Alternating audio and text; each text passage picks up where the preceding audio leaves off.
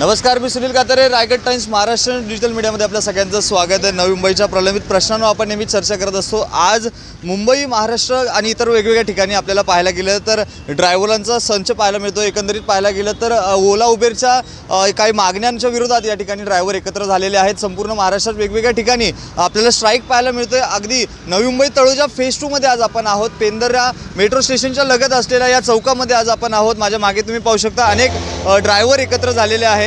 ओला उबेरचा उर्वरित जो दर आहे त्या संदर्भात या स्ट्राईकच्या पुढे आलेलं दिसते। आपण त्या ड्रायव्हर लोकांशी संपर्क करणार आहोत। नेमकी काय भावना आहे, हे स्ट्राईकचं नेमकं काय गणित आहे आणि नेमके याचे फायदे नेमकं काय होणार आहे ड्रायव्हर लोकांना। सर, तुमच्याकडे येतो, कसं पाहता आज या ठिकाणी स्ट्राईक राबवण्यात आलेला आहे, वेगवेगळ्या ठिकाणी स्ट्राईक राबवतात, एक ड्रायव्हर म्हणून तुमची काय भावना आहे? ड्रायव्हर म्हणून हेच भावना आहे की रेट जो सरकारने जे दिलेला आहे का रेट, त्या रेटप्रमाणेच आम्हाला भेटायला पाहिजे। सरकारचा रेट जे पहिले फर्स्ट 1.5 किलोमीटरला 38 रुपये आणि GR नंतर 1 किलोमीटरला 25 आहे।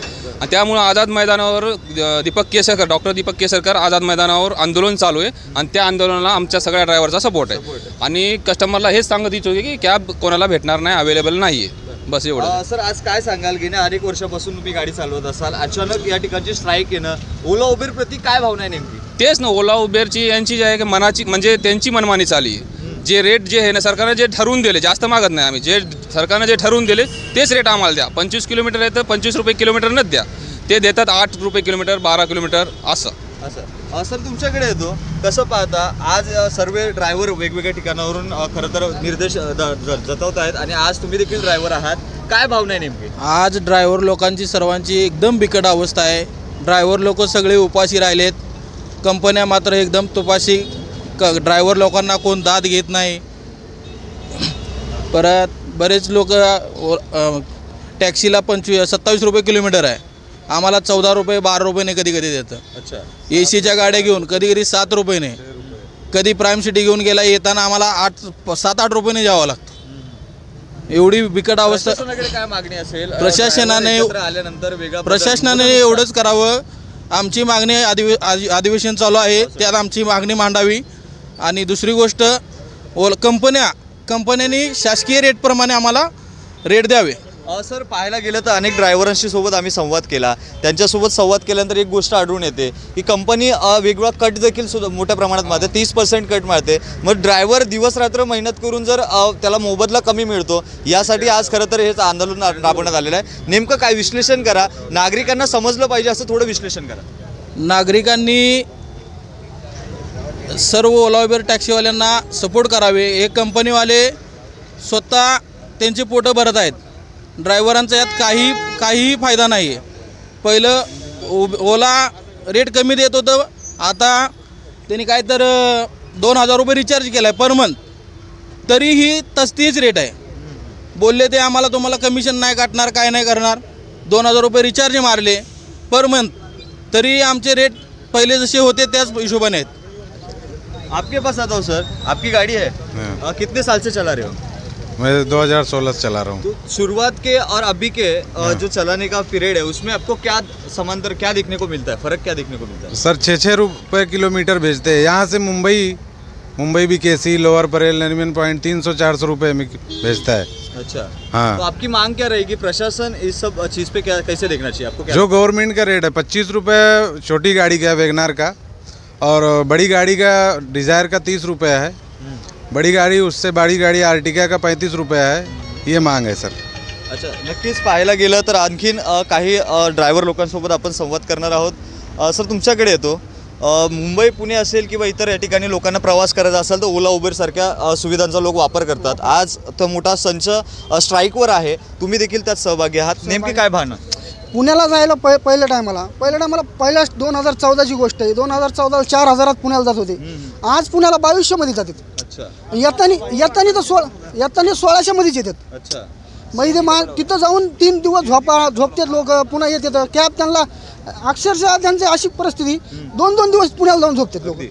पुन्हा पहिलं गेलं की ट्रिप भेटायची, बदला कमी मिळतोय, एकदम कमी भेटतोय, त्याच कस्टमरचे लपडे, कस्टमर तुम्हाला म्हणतात गाडी बारकी बुक करतात, 4 बॅग घेऊन जातात. समजा म्हणजे भरपूर असे लपडे आहेत. सर या सगळ्या गोष्टींचा प्रभाव खरं तर पॅसेंजर सोबत देखील पाहायला मिळतो. पॅसेंजरचा मानसिक स्थान देखील बदलला जातो ड्रायव्हरच्या प्रती. अशा लोकांना तुम्ही काय सांगाल? आज ड्रायव्हर लोकांचा या ठिकाणी हे आहे, स्ट्राईक आहे. कस्टमरनी सुद्धा साथ दिली पाहिजे. त्यांना पण माहिती की त्यांना आता एक विचार केला तर कस्टमरला गाडी भेटत नाही. सकाळी जर बुक केली ना गाडी तर 2-2 घंटे गाडी भेटत नाही कस्टमरला. त्यांच्या ऑफिस जायला कस्टमर स्वतः काय बोलतात की आम्ही रेट द्यायला तयार आहेत, पण कंपनी रेट देते. इथून बीकेसी जायचं 500 देते, त्यात 250 कमिशन खाती. 20% कमिशन आहे पहिला नेम, आज 40% कमिशन खाती. सर आता प्रशासन जर व्हिडिओच्या माध्यमातून तुमची मागणी पाहत असेल तर काय भावना आहे तुमची? काय मागणी काहीच नाही, गव्हर्नमेंटचे नियम आहेत.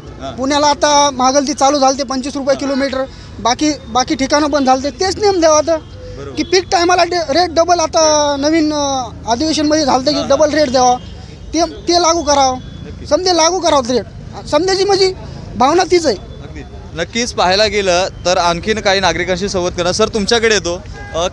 कधीपासून तुम्ही गाडी चालवतात? सर मैं 2018 से गाड़ी चला रहा हूँ और 2018 से लॉकडाउन में भी मैंने गाड़ी चलाया. पहला उबेर की खुद की गाड़ियाँ नहीं थी, आज उबेर की खुद की गाड़ी है और लोग 24-24 घंटा गाड़ी चलाते हैं. उनको रेट से भी मतलब नहीं है, किसी चीज़ से मतलब नहीं है उनको. ना उनको मेंटेनेंस देखना है, ना इंश्योरेंस देखना है, ना गाड़ी का टैक्स देखना है. सब कंपनी दे दी तो उनको सब चलता है. और जिन्होंने खुद का गाड़ी खरीदा ना उनको 1 रुपये का बेनिफिट नहीं है, जबकि सब EMI हमको भरना है, टैक्स हमको देना है. जबकि 8 पहला 7,000 रुपये टैक्स था, आज गाड़ी का 11,000 रुपये टैक्स है. इंश्योरेंस 15,000 रुपये का आता था, आज 22,000 का इंश्योरेंस आ रहा है. सब चीज़ में बढ़ोतरी हुई है, लेकिन हमारा रेट और कम हो गया उससे हम लोग को. अभी इतनी गाड़ियाँ हैं फिर भी रेट अपना पैसेंजर की कमी नहीं है, लेकिन कमी किधर है? रेट की कमी है सर. और क्या देखेंगे? समस्या क्या क्या है? ड्रायव्हर अगर प्रामाणिकपणाने काम करत असतो ड्रायव्हर, तर त्यावेळेस वेगवेगळ्या अडचणींना सामोरं जावं लागतं. त्यापैकी कोणती अडचण आहे जे नागरिकांना समजू शकते? अड़चन यही है कि हम लोग को रेट नहीं मिलता पहली बात, और हम लोग की ज़ीरो टॉलरेंस पॉलिसी है. अगर ड्राइवर को कुछ हो भी जाता है तो कंपनी अपना 1 रुपये का हम लोग को बेनिफिट नहीं देती. एक्सीडेंट होवे तो भी हमको देखना है, गाड़ी पे अगर लोग मारेंगे तो भी हमको झेलना है. सब रास्ते पे सब हम लोग ही झेल रहे हैं, लेकिन हमारा पैसा बढ़ा के दो ना हमको. जो पैसा है वो पैसा हमारे को चाहिए, और कुछ मांग नहीं है उससे. अगर आपकी मांगनी पूरी नहीं हुई, आपको नज़रअंदाज किया गया सब ड्राइवर लोगों को, तो आपका अगला कदम क्या रहेगा?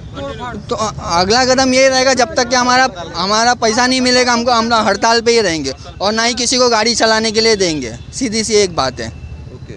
नक्कीच पाहायला गेलं तर काही ड्रायव्हर लोकांसोबत आपण संवाद केला. या सगळ्या ओला उबेरच्या प्रती या ठिकाणी आक्रोश पाहायला मिळतोय. नेमकं या सगळ्या गोष्टींवर प्रशासन आता नेमकं काय कारवाई करणार आहे? नागरिकांच्या सुविधासाठी राबवण्यात आलेल्या ओला उबेरसारख्या सुविधांमध्ये आता बदल पाहायला मिळेल का? या सगळ्या ड्रायव्हर लोकांसोबत महाराष्ट्रभरातल्या ड्रायव्हरांना न्याय मिळेल का? खरं तर हे पाहणं गरजेचं ठरणार आहे. बित्तम बातम्या जाणून घेण्यासाठी रायगड टाइम्स महाराष्ट्र डिजिटल प्लॅटफॉर्मला सबस्क्राईब करायला विसरू नका. व्हिडिओ जर्नलिस्ट अजित सोबत सुनील कातारे, रायगड टाइम्स.